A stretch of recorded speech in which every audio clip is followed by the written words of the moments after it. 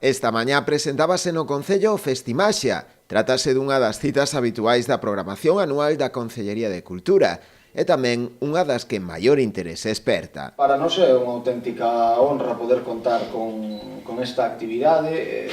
Ven a demostrar unha vez máis a aposta pola cultura que facemos neste Concello, polas actividades familiares e, sobre todo, para nós a gran gratitude é a enorme acollida que ten polo público, porque sempre que celebramos edicións, e esta non vai ser distinto, os cheos son asegurados.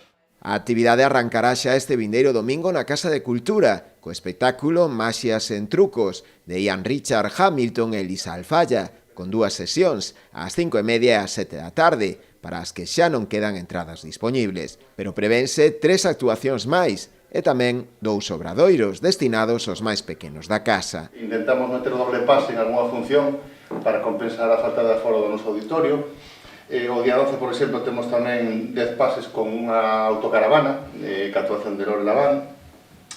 E despois intentamos estirar un poquinho máis hacia o mes de decembro para ir abrindo un poquinho máis o festival e acabamos con Cayetano Lledó, que fai un espectáculo relacionado co Nadal. Continuamos cos obradoiros, en este caso vamos a ter 3, o día 5 e o 25. O día 5 sería de sombras chinescas e goblofexia. Na presentación contouse tamén coa participación do Mago Teto.